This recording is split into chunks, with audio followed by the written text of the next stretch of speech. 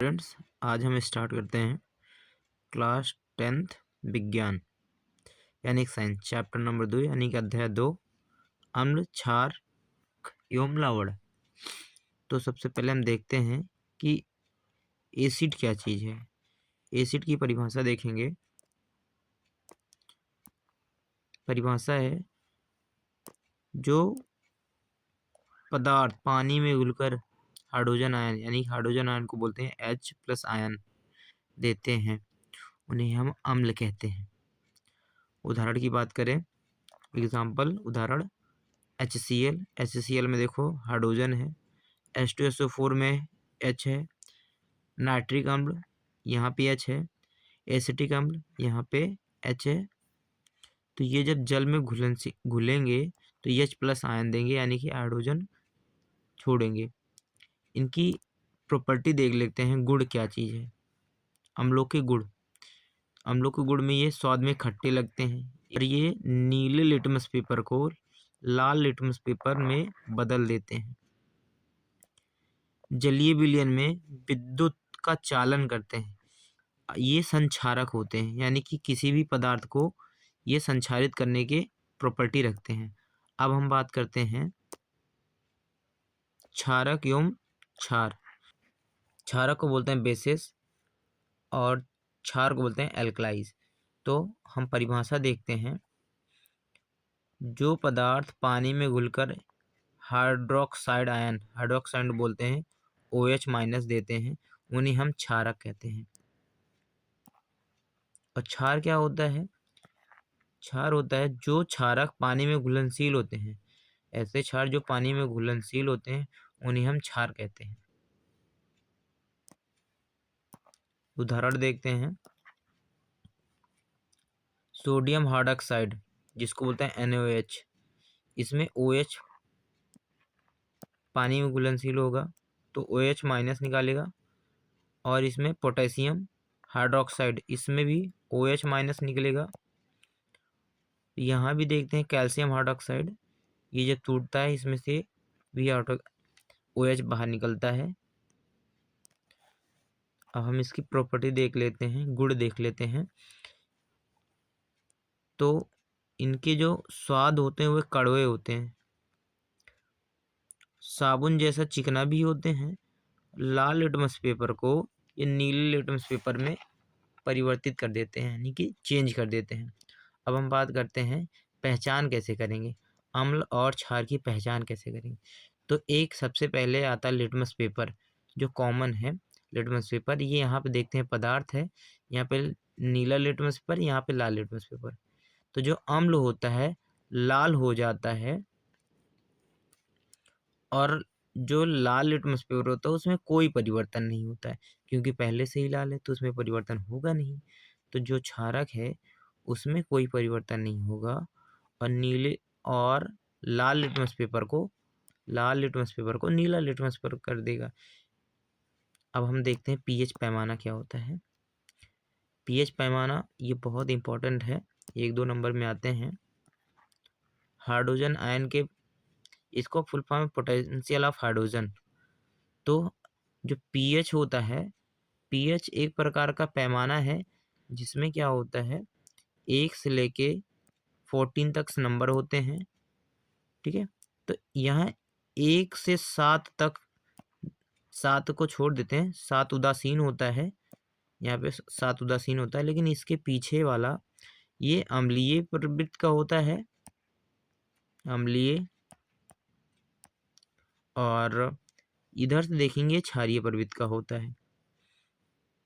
यहाँ पे दिया भी गया है, देखो कि पीएच पैमाने में 0 से 14 तक नंबर होते हैं। पीएच, अगर पीएच की वैल्यू 7 से छोटा है तो अम्लीय है। अगर पीएच 7 पे है तो उदासीन है, नेचुरल। पानी नेचुरल होता है, उदासीन होता है। और 7 से ज़्यादा है तो क्षारीय है। आगे देखते हैं, नोट्स देखते हैं कुछ। नोट्स में है पीएच जितना कम होगा अम्ल उतना अधिक शक्तिशाली होगा, और पीएच जितना अधिक होगा क्षार उतना अधिक शक्तिशाली होगा। अभी हम देखे थे कि यहाँ 0 से, यहाँ देखे थे 0 से 7 और 7 से 14, यानी कि 0 से इधर जितना रहेगा उतना ही अम्लीय होगा और इधर जितना होगा क्षार होगा। अब हम बात करते हैं अम्लों की अभिक्रियाएं, देखते हैं इनकी अभिक्रिया क्या होता है। सबसे पहले धातुओं की गृह। दोस्तों ये जरूर आता है कि अम्लों की अभिक्रिया के एग्जाम्पल दो, उदाहरण। तो सबसे पहला है अम्ल जब धातु से क्रिया करता है तो लवण मिलता है, हाइड्रोजन गैस छोड़ता है। अब हम बात करते हैं उदाहरण की एग्जाम्पल, जैसे जेडन हुआ। जेडन में HCl से जब क्रिया करते हैं तो क्या बनाता है, अभी हम ऊपर देखे थे क्या बनाता है, यहाँ बनाता है लवण और हाइड्रोजन गैस। तो यहाँ देखते हैं ये लवण बना है और हाइड्रोजन गैस निकल रही है। ये जो सिंबल बना है ये बता रहा है कि गैस निकल रही है। अब हम देखते हैं धातु ऑक्साइड के साथ क्रिया। तो धातु ऑक्साइड के साथ जब कोई अम्ल क्रिया करता है, लवण बनाता है और जल बनाता है। जैसे CuO जब अम्ल के साथ क्रिया करेगा HCl के साथ तो CuCl2 और H2O। CuCl2 लवण है और H2O जल है, ये निकलता है। अब हम देखते हैं कार्बोनेट के साथ क्रिया। कार्बोनेट साथ की क्रिया, यानी कि जब अम्ल कार्बोनेट के साथ क्रिया करता है तो लवण, जल और कार्बन डाइऑक्साइड बनाता है। यहाँ पे देखिए Na2CO3, ये तुम्हारा हो गया कार्बोनेट, सोडियम कार्बोनेट, और यहाँ पे अम्ल है HCl। ये दोनों आपस में क्रिया करेंगे तो लवण यानी कि NaCl लवण बन रहा है, H2O जल बन रहा है और CO2 गैस निकल रहा है। अब बात करते हैं हाइड्रोजन के साथ क्रिया। हाइड्रोजन के साथ क्रिया, हाइड्रोजन कार्बोनेट के साथ क्रिया। हाइड्रोजन कार्बोनेट क्या होता है, यानी कि इधर देखिए अभी कार्बोनेट है,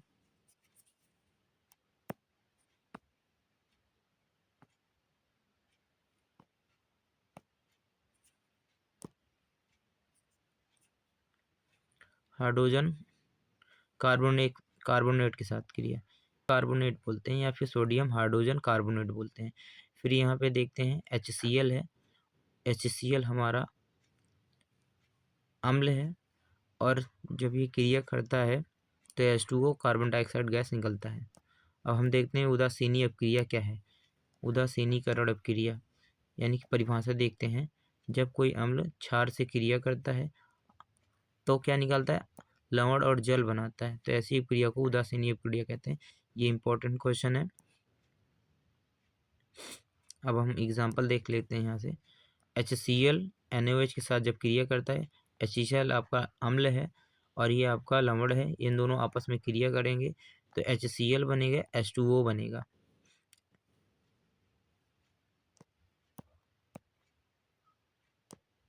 अब देखते हैं दैनिक जीवन में अम्ल एवं क्षार के क्या प्रयोग हैं। पाचन में हाइड्रोक्लोरिक अम्ल, यानी कि पाचन में HCl क्या हेल्प करता है, सहायता करता है। तो ये क्या है, भोजन के पाचन में सहायक है HCl। हमारे शरीर के अंदर में HCl पाया जाता है, बॉडी के पेट के अंदर में। हानिकारक जीवाणु को नष्ट करने में भी इनका यूज करते हैं, हाइड्रोक्लोरिक अम्ल का, HCl का। अब बात करते हैं अपच एवं एसिडिटी। तो अधिक अम्ल रहेगा तो अपच हो जाएगा शरीर में और एसिडिटी हल्के क्षार होते हैं। उदाहरण देखते हैं example. Magnesium hydroxide, sodium bicarbonate. अभी सोडियम बाइकार्बोनेट का एग्जाम्पल लेते हैं। दांतों का क्षय और pH, यानी pH अगर हमारे 5.5 होने पर दांत का एनिमल खराब हो जाता है। तो एनिमल क्या होता है दोस्तों, एनिमल हमारे दांतों की सबसे ऊपरी वाली लेयर परत होती है जो चमकीली हल्की येलोइश होती है, यानी पीले कलर की होती है, जो हमारे दांतों की सुरक्षा करती है। अब हम बात करते हैं मिट्टी एवं उपचार। अम्लीय मिट्टी में भुजा हुआ चूना डालते हैं, यानी भुजे हुए चूना को बोलते हैं CaOH का होल ट्वाइस डाला जाता है ताकि मिट्टी की अम्लीयता खत्म हो जाए। अब बात करते हैं, फसल की उपज बढ़ती है, अम्लीयता खत्म हो जाएगी तो मिट्टी के उपज बढ़ेंगे। अब बात करते हैं लवण। लवण की बात करते हैं, लवण क्या चीज़ है, परिभाषा देखते हैं। अम्ल क्षारक की अपक्रिया से बने पदार्थ लवण कहलाते हैं। एग्जाम्पल देखते हैं लवण के प्रकार। लवण के प्रकार देखते हैं, उदासीनी लवण यानी कि ऐसे लवण जो जिनके लगभग pH वैल्यू 7 हो, जैसे NaCl लगभग उदासीनी लवण है। वेरी इंपॉर्टेंट है ये आपके एग्जाम के लिए। सबसे पहला है ब्लीचिंग पाउडर। ब्लीचिंग पाउडर, तो ब्लीचिंग पाउडर एक रासायनिक यौगिक है, एक रासायनिक यौगिक है जिसका उपयोग ब्लीचिंग, कीटाणुनाशक एवं जल शोधन यानी कि जल की शुद्धि करने में प्रयोग किया जाता है। ब्लीचिंग पाउडर का प्रयोग। अब इसका हम रासायनिक नाम जान लेते हैं क्या है। इसको बोलते हैं कैल्शियम ऑक्सीक्लोराइड। Calcium oxychloride. और नीचे अब इसका हम रासायनिक सूत्र देखते हैं। CaOCl2 इसका रासायनिक सूत्र है। ब्लीचिंग पाउडर का निर्माण कैसे होता है, निर्माण की विधियाँ देखेंगे हम लोग। भुजा चूना यानी CaOH का होल ट्वाइस पर शुष्क क्लोरीन गैस प्रवाहित की जाती है, यानी प्रवाहित करते हैं तो रासायनिक क्रिया देखते हैं। CaOH का होल ट्वाइस इस पर शुष्क क्लोरीन प्रवाहित करेंगे तो हमें CaOL2 मिलेगा और H2O। यही हमारा क्या है दोस्तों, यही हमारा है ब्लीचिंग पाउडर। यह प्रक्रिया कमरे के ताप पर की जाती है, यानी कि क्लोरीन को शुष्क लेने हैं। अब ब्लीचिंग पाउडर के भौतिक गुण देखते हैं। फिजिकल प्रॉपर्टीज़ क्या है, यह सफ़ेद पाउडर होता है, यानी कि ब्लीचिंग पाउडर कैसा होता है, सफ़ेद कलर में होता है। इसमें क्लोरीन जैसे तीक्ष्ण गंध होती है। क्यों, क्योंकि ये क्लोरीन से की सहायता से बना है। यह पानी में आंशिक रूप से घुलनशील होता है, यानी कि कम मात्रा में ये घुलनशील हो जाता है पानी में। खुली हवा में रखने पर धीरे धीरे खराब हो जाता है, यानी कि इसको थोड़ा ढक के रखना पड़ता है। ब्लीचिंग पाउडर के रासायनिक प्रॉपर्टीज यानी रासायनिक गुण। पहला नंबर है जल के साथ क्रिया, यानी कि जल के साथ क्रिया करेगा ब्लीचिंग पाउडर तो क्या बनेगा, यानी कि पानी के साथ अब क्रिया करने पर हाइपोक्लोराइड यानी कि HOCl बनाता है। जैसे CaOCl2 H2 के साथ क्रिया करेगा, COH का होल ट्वाइस और Cl2 गैस बाहर। Cl2 H2 के साथ क्रिया करेगी तो HCl बनेगा और HOCl बनेगा। दोस्तों इसी के आगे इक्वेशन को आगे करते हैं, क्योंकि यहाँ से Cl मिला है, Cl को बोला है फिर से किससे क्रिया करने पे, H2O के साथ। तो H2O के साथ जब क्रिया करेगा तो HCl बाहर आएगा और HOC जो यहाँ पे हाइपो अम्ल है।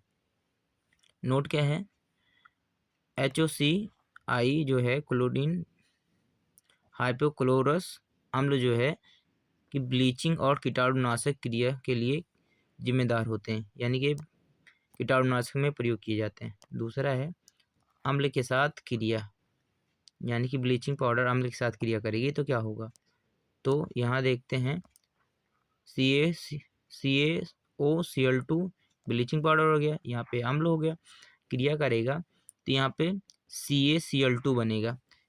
एक Cl2 यहाँ है और यहाँ से Ca, तो यहाँ का O निकल के H के साथ बन के H2O बनेगा और एक्स्ट्रा यहाँ पे एक Cl2 पड़ा है तो यहाँ से Cl2 गैस निकल जाएगी। नोट क्या है, इस अपक्रिया में क्लोरीन गैस निकलती है। ये देखो क्लोरीन गैस निकल रही है। ऑक्सीकरण से क्रिया, ऑक्सीकरण क्रिया यानी कि ब्लीचिंग पाउडर मजबूत ऑक्सीकारक है, यानी कि इसमें से ऑक्सीजन निकलते हैं। अब देखते हैं D नंबर, ब्लीचिंग पाउडर यानी कि ब्लीचिंग क्रिया। ब्लीचिंग पाउडर की ब्लीचिंग क्रिया क्या होती है, ब्लीचिंग पाउडर रंगीन पदार्थ का ऑक्सीकारक करके उन्हें रंगहीन बनाते हैं, यानी कि ब्लीचिंग पाउडर किसी रंगीन पदार्थ से जब क्रिया करेंगे तो उसके रंग उड़ा देंगे। उदाहरण देखते हैं, कपड़ों का रंग हटाना, कागज को सफ़ेद करना। ब्लीचिंग पाउडर के यूज़ देखते हैं, प्रयोग देखते हैं। तो प्रयोग क्या है, पहला नंबर है जल शोधन यानी जल को प्यूरिफिकेशन करने में, कपास लीलन कपड़े की ब्लीचिंग करने में यानी कि सफाई करने में, कागज़ उद्योग में क्योंकि कागज़ सफ़ेद बनाना होता है, इसीलिए कागज़ उद्योग में हम लोग ब्लीचिंग पाउडर का प्रयोग करते हैं। कीटाणुनाशक यानी कीटाणु को मारने के लिए, ऑक्सीकारक अभिकारक ब्लीचिंग पाउडर का भंडारण यानी कि स्टोर कहाँ करेंगे, देखते हैं। कह रहा है इसे वायुरुद्ध यानी कि एयर टाइट, मतलब इसमें हवा न लगने पाए, डिब्बे में रखा जाता है। नमी और प्रकाश से दूर रखा जाता है क्योंकि हवा के रखने पर क्लोरीन गैस खो देता है, यानी कि इसमें क्लोरीन गैस मिक्स होती है और क्रिया कर लेगा हवा से, तो ये क्लोरीन गैस निकाल देगा। अब देखते हैं ब्लीचिंग पाउडर संबंधित महत्वपूर्ण तथ्य। इसके खोजकर्ता कौन है, टेनेंट चार्ल्स टेनेंट इसके खोजकर्ता हैं। कह रहा है यह CaOCl2 का निर्माण होता है, यह सस्ता और प्रभावी कीटाणुनाशक है, इसीलिए इसका प्रयोग करते हैं। बेकिंग सोडा NaHCO3 ये भी एक इम्पॉर्टेंट है आपके एग्ज़ाम के लिए। तो बेकिंग सोडा क्या है, कह रहा है बेकिंग सोडा एक महत्वपूर्ण रासायनिक यौगिक है, एक महत्वपूर्ण रासायनिक यौगिक है जिसका उपयोग बेकिंग औषधियों बनाने में तथा अग्निशामक में भी NaHCO3 का प्रयोग करते हैं। रासायनिक नाम क्या है, सोडियम हाइड्रोजन कार्बोनेट। रासायनिक सूत्र देखते हैं, NaHCO3। अब हम देखते हैं बेकिंग सोडा का निर्माण, बेकिंग सोडा का कैसे निर्माण किया जाता है यानी कि बनाया जाता है, यानी कि प्रिपरेशन ऑफ बेकिंग सोडा। विधि क्या है, अमोनिया सोडा प्रक्रिया का भाग, यानी कि अमोनिया सोडा प्रक्रिया से बनाना है। तो प्रक्रिया क्या है, अमोनिया युक्त सघन नमक विलयन में कार्बन डाइऑक्साइड गैस प्रवाहित की जाती है, यानी कि NaCl में NH3 अमोनिया H2O और कार्बन डाइऑक्साइड गैस में अमोनिया युक्त सघन नमक, ये नमक हो गया दोस्तों और ये अमोनिया हो गया। अमोनिया के साथ जब H2O के साथ कार्बन डाइऑक्साइड प्रवाहित किया जाएगा तो हमारा NaHCO3 बनेगा और NaCl निकल जाएगा। नोट क्या है, NaHCO3 अवक्षेप के रूप में प्राप्त होता है। दोस्तों ये अवक्षेप का रूप बता रहा है कि तली में बैठ जाएगा, इसलिए यह एक अवक्षेपण अपक्रिया भी है। इस अपक्रिया को आप अवक्षेपण अपक्रिया भी कह सकते हो क्योंकि यहाँ पे सोडियम हाइड्रोजन कार्बोनेट जो है अवक्षेपण के रूप में नीचे तली में बैठ जा रहा है। अब बात करते हैं बेकिंग सोडा के भौतिक गुण। भौतिक गुण देखेंगे, यह सफ़ेद में क्रिस्टलीय पाउडर होता है, गंधहीन होता है, इसमें कोई गंध नहीं होता है, पानी में अल्प घुलनशील होता है, स्वाद में हल्का क्षारीय होता है, ये स्वाद में हल्का क्षारीय होता है। अब दोस्तों देखते हैं बेकिंग सोडा के रासायनिक गुण। रासायनिक गुण देते हैं chemical properties of baking soda, यानी कि का नंबर है ऊष्मा के प्रभाव से, यानी कि जब आप बेकिंग सोडा को ऊष्मा में रखोगे तो उसका क्या प्रभाव आएगा, तो गर्म करने पर बेकिंग सोडा अपघटित होकर सोडियम कार्बोनेट बनाता है, यानी यहाँ NaHCO3 दिया है और Na2CO3 ये हो गया तुम्हारा सोडियम कार्बोनेट और यहाँ पे H2O गैस H2O जल निकलेगा और CO2 गैस बाहर आ जाएगा। अब हम देखते हैं अम्ल के साथ अपक्रिया, यानी कि इसकी अपक्रिया जब अम्ल के साथ कराओगे तो क्या होगा, यहाँ पे NaHCO3 है, यहाँ पे HCl है और ये क्या करेगा Na से Cl क्रिया करेगा तो बन जाएगा NaCl और यहाँ पे एक H बच रहा है और CO3 बच रहा है, तो CO3 यहाँ से एक O निकल के इसके साथ लग के यहाँ पे H2O बनाएगा और यहाँ पे CO2 गैस बाहर आ जाएगी। नोट देखते हैं कह रहा है इस अभिक्रिया में कार्बन डाइऑक्साइड गैस बनती है, जो कि यहाँ पे अभी हम लोग देखे थे। ये एक कार्बन डाइऑक्साइड गैस है, ये बाहर निकल रही है। गा नंबर इसकी क्षारीय प्रकृति की होती है, यानी कि यह जल में घुलकर क्षारीय विलयन बनाता है। बेकिंग सोडा की भूमिका बेकिंग में बेकिंग सोडा गर्म करने पर अम्ल के साथ अपक्रिया CO2 गैस छोड़ता है। यह गैस केक ब्रेड फुलाती है और मुलायम बनाती है, यानी कि इसका हम लोग बेकिंग सोडा का यूज करते हैं तो वो केक हमारा मुलायम बनती है और फूलती है। बेकिंग सोडा का उपयोग केक ब्रेड एवं बिस्कुट बनाने में करते हैं। दूसरा है एंटासिड के रूप में करते हैं, यानी कि अपच में करते हैं, अग्निशामक यंत्रों में करते हैं, प्रयोगशाला में CO2 बनाने में, CO2 गैस बनाने में प्रयोग करते हैं। अब अगला एक और महत्वपूर्ण आ गया है जिसको बोलते हैं वॉशिंग सोडा। अभी तक हम लोग बेकिंग सोडा देख रहे थे, अब वॉशिंग सोडा की बात करते हैं। वॉशिंग सोडा ये है, कहता है इसकी पहले डिफिनीशन पढ़ते हैं, यानी कि वॉशिंग सोडा एक महत्वपूर्ण क्षारीय लवण है जिसका उपयोग सफाई जल को मृदु बनाने में, कोई जल अगर कठोर है तो उसको मृदु बनाने में उद्योगों में उपयोग किया जाता है। रासायनिक नाम इसका देख लेते हैं, sodium bicarbonate decahydrate. Sodium bicarbonate decahydrate इसका रासायनिक नाम है। सूत्र देख लेते हैं। डेका क्यों बोला जाता है दोस्तों, क्योंकि यहाँ 10 अणु जल के हैं और Na2CO3 और यहाँ पे जल। वॉशिंग सोडा का निर्माण कैसे करते हैं? Preparation of the washing soda, यानी कि बेकिंग सोडा से सबसे पहले देखेंगे बेकिंग सोडा से कैसे वॉशिंग सोडा बनाएंगे। बेकिंग सोडा को गर्म करने पर सोडियम कार्बोनेट प्राप्त होता है, यानी कि यहाँ पे बेकिंग सोडा को गर्म करेंगे। गर्म करने का मतलब है कि इसमें ताप देते हैं। ताप जब देंगे तो ये Na2CO3 में टूटेगा और H2O CO3 में टूटेगा।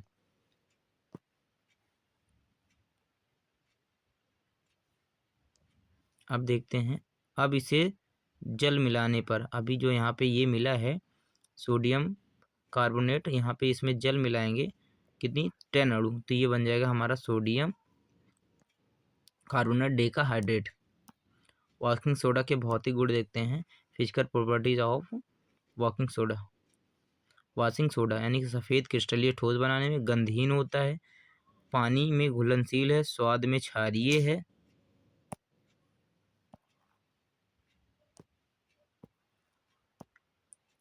अब वॉशिंग सोडा के रासायनिक गुण देखते हैं, केमिकल प्रॉपर्टीज ऑफ। ठीक है, तो उष्मा के प्रभाव से, यानी कि अगर इसमें उष्मा मिलेगा वॉशिंग सोडा में तो क्या होगा, गर्म करने पर क्रिस्टलीय जल निकल जाता है, यानी कि इसमें जितने अणु जल हैं वो निकल जाएंगे, यानी कि निर्जल सोडियम कार्बोनेट बनता है। यानी कि Na2CO3 में 10 अणु हैं, इसको गर्म करेंगे तो गर्म करने पर ये हमारा जल निकल जाएगा, ये क्रिस्टल फॉर्म में रह जाएगा। अम्ल के साथ क्रिया करने पर, अपक्रिया करने पर, तो Na2CO3 जब अम्ल के साथ क्रिया करेगा 2HCl तो NaCl बनाएगा और H2O बनाएगा, CO2 गैस निकालेगा।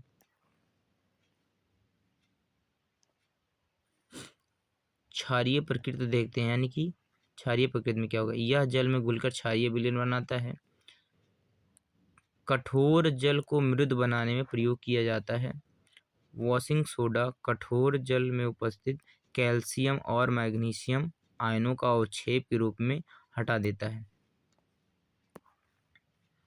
उदाहरण देखते हैं, CaSO4 कैल्शियम सल्फेट, Na2CO3 को जब क्रिया कराएंगे तो CaCO3 तली में बैठ जाएगा, Na2SO4 बच जाएगा, निकल जाएगा। उपयोग देखते हैं, इसका उपयोग कहाँ करते हैं। सोडियम वॉशिंग सोडा का उपयोग कपड़ा धोने में यानी कठोर जल को मृदु बनाने में, कांच साबुन एवं कागज उद्योगों में, बोरेक्स जैसे उद्योग में निर्माण करने में। अब देखते हैं क्रिस्टल जल क्या है, यानी वाटर क्रिस्टलाइजेशन। वॉशिंग सोडा में 10 जल अणु होते हैं जिन्हें क्रिस्टल जल कहते हैं। यही कारण है इसका सूत्र Na2CO3 10H2O होता है। वॉशिंग सोडा संबंधित महत्वपूर्ण तथ्य देते हैं, यानी कि इंपॉर्टेंट थिंग देखते हैं। यह क्षारीय होता है, गर्म करने पर सफ़ेद पाउडर बन जाता है, सफाई की क्षमता अधिक होती है। एक और इम्पोर्टेंट देखते हैं, प्लास्टर ऑफ पेरिस।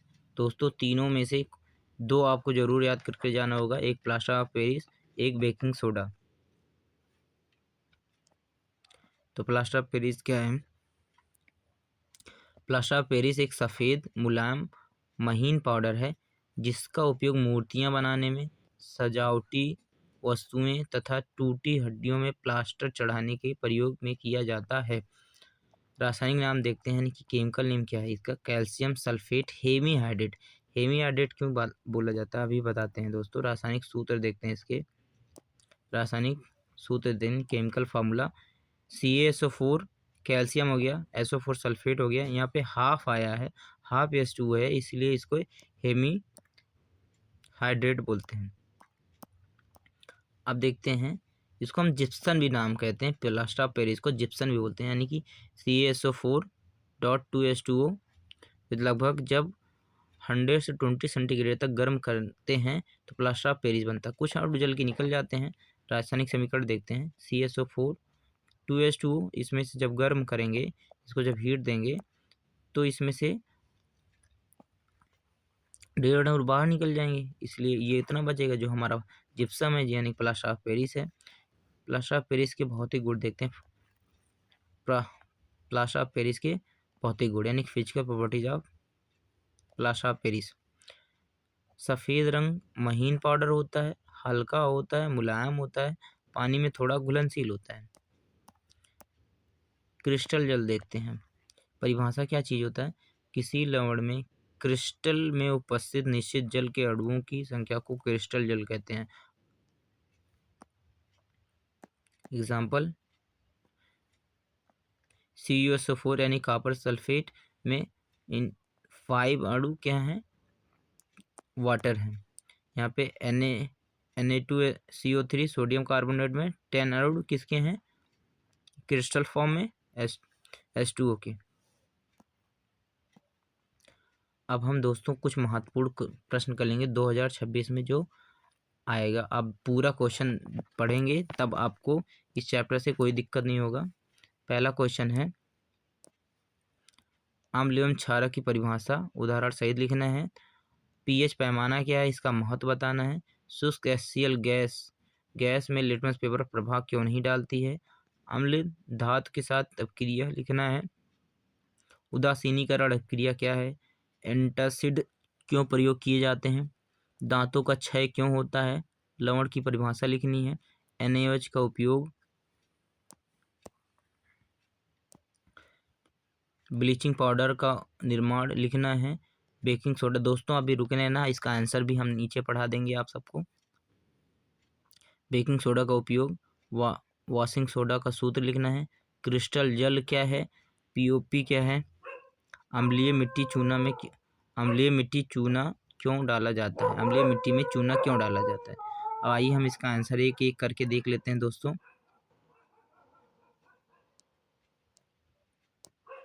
पहला है प्रश्न 1, अम्ल एवं क्षारक की परिभाषा उदाहरण सहित लिखना है। उत्तर है, जो पदार्थ जल में घुलकर H+ आयन यानी कि हाइड्रोजन आयन प्रदान करते हैं उन्हें हम अम्ल कहते हैं। उदाहरण कैसे हैं? हाइड्रोडिक अम्ल यानी कि HCl, सल्फ्यूरिक अम्ल H2SO4। जो पदार्थ में जल में घुलकर हाइड्रोक्साइड H+ OH- प्रदान करते हैं उन्हें हम क्षारक कहते हैं। उदाहरण देखते हैं, sodium oxide NaOH, calcium hydroxide यानी CaOH का उल्टा।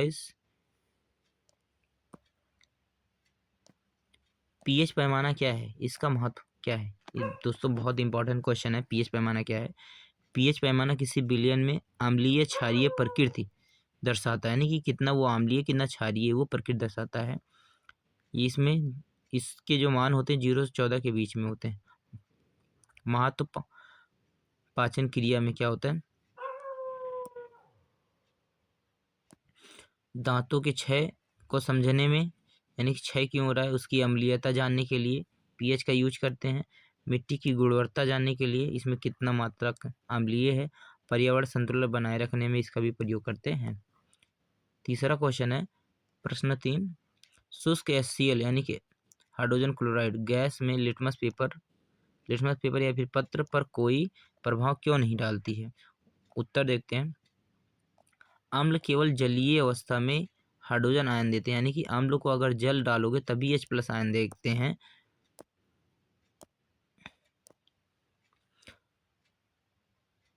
शुष्क HCl गैस नहीं देती है इसीलिए क्योंकि H+ आयन निकलेगा नहीं, उत्पन्न ही नहीं होगा, तो वो क्रिया ही नहीं करेंगे। इसी कारण शुष्क लिटमस पेपर पर कोई प्रभाव नहीं डालती है। चौथा नंबर देखते हैं। अम्ल की धातु के साथ क्रिया, अब क्रिया करनी है। जब कोई अम्ल धातु के साथ क्रिया करता है तो लवण एवं जल हाइड्रोजन गैस बनाता है। यानी उदाहरण क्या है, जडन, ये धातु हो गया, ये अम्ल हो गया। जब क्रिया करेगा तो धातु क्लोराइड बनाएगा और H2 गैस बाहर निकालेगा। पांचवा क्वेश्चन, उदासीनी अभिक्रिया क्या है, देखते हैं आंसर। जब कोई अम्ल और क्षारक आपस में अभिक्रिया करते हैं, इसके कारण क्षारक अभिक्रिया करने के बाद, इन दोनों को अभिक्रिया करने के बाद क्या बनाते हैं, लवण और जल बनाते हैं। इसी अभिक्रिया को उदासीनी अभिक्रिया कहते हैं। HCl हमारा अम्ल हो गया, NaOH हमारा क्षारक हो गया।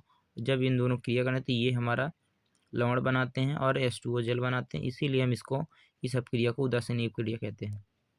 अब बात करते हैं प्रश्न नंबर 6 में, एंटासिड क्यों प्रयोग किया जाता है, यानी एंटासिड का यूज बताते हैं।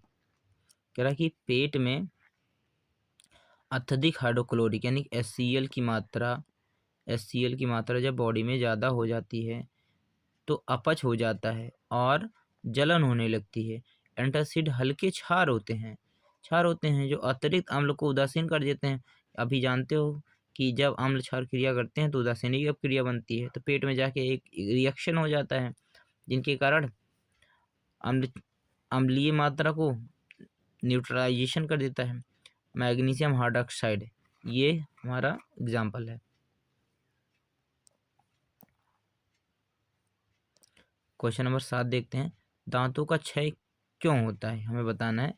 उत्तर है मुख में उपस्थित बैक्टीरिया भोजन के शर्करा में अम्ल बनाते हैं, यानी कि बॉडी के अंदर अम्ल बनाते हैं। इसकी वजह से कह रहा जब pH 5.5 से कम हो जाता है तो दांत की इनेमल नष्ट होने लगती है, जिससे दांतों का क्षय होने लगता है। अगला आंसर देखते हैं। लवण की परिभाषा, अम्ल और क्षारक की उदासीनी अभिक्रिया को बनने वाले पदार्थ को लवण कहते हैं। एग्जाम्पल सोडियम क्लोराइड NaCl एक हमारा लवण है। सोडियम हाइड्रोक्साइड NaOH के क्या लिखना है दोस्तों, का लिखना है प्रकार। उत्तर साबुन और डिटर्जेंट बनाने में, कागज उद्योग में प्रयोग करते हैं, धातुओं की सफाई करने में, कृत्रिम रेशा बनाने में प्रयोग करते हैं। दोस्तों पूरा आंसर देखना, आपको बहुत लाभ देगा और सारे लगभग मैंने इंपॉर्टेंट क्वेश्चन उठाए हैं एक ही चैप्टर से। 10वां क्वेश्चन है, ब्लीचिंग पाउडर का निर्माण कैसे किया जाता है, यानी कि देखते हैं ब्लीचिंग पाउडर। अभी हम लोग ऊपर भी देखे थे कि बुझा चूना CaOH पर क्लोरीन गैस प्रवाहित करने पर ब्लीचिंग पाउडर प्राप्त होता है। तो समीकरण देख लेते हैं। CaOH का वोल्टेज, इसमें Cl से जब क्रिया कराते हैं CaCl2 और H2O बनता है।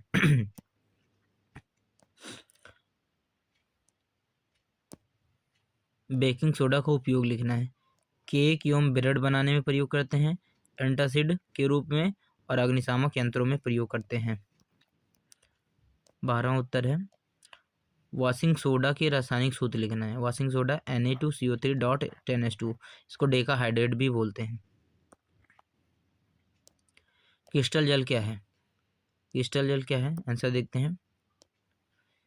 किसी लवण में क्रिस्टल में उपस्थित निश्चित संख्या को ही क्रिस्टल जल कहते हैं, अणुओं की क्रिस्टल जल कहते हैं। जैसे CuSO4 इसमें 5H2 है, इसमें 10H2 है। तो ये जो फॉर्म में है दोस्तों, ये क्रिस्टल जल है। देखते हैं प्लास्टर ऑफ पेरिस में पीओपी का निर्माण कैसे करते हैं। अभी जिप्सम बताया था आपको, 100 डिग्री सेंटीग्रेड पर गर्म करने पर प्लास्टर ऑफ पेरिस प्राप्त करता है। जिप्सम को गर्म करेंगे तो प्लास्टर ऑफ पेरिस बनता है। समीकरण देखते हैं, CaSO4 डॉट 2H2O को जब गर्म करेंगे यानी हीट देंगे, इसमें CaSO4 डॉट हाफ H2O बनता है और इतने H2O बाहर निकल जाते हैं। कह रहा अम्लीय मिट्टी में चूना क्यों डालते हैं, इसका एग्जाम्पल देखते हैं। अम्लीय मिट्टी में उत्तर देखते हैं, अम्लीय मिट्टी में चूना CaO या CaOH का वोल्टेज मिलाने पर मिट्टी की अम्लीयता कम हो जाती है, जो pH संतुलित हो जाता है, जिससे फसल की उपज बढ़ जाती है। दोस्तों आशा करता हूँ आपको ये मेरा लेक्चर पसंद आया होगा। अगर आप चाहेंगे तो मैं ये इम्पोर्टेंट PDF आपको अपने टेलीग्राम पे दे दूँगा, अगर आप कमेंट करेंगे तो ज़्यादा से ज़्यादा ये हमारे लेक्चर को शेयर करें। धन्यवाद, और आशा करता हूँ ये आपका इस बार बोर्ड में अच्छे मार्क्स आएँ। तो इसी थैंक यू।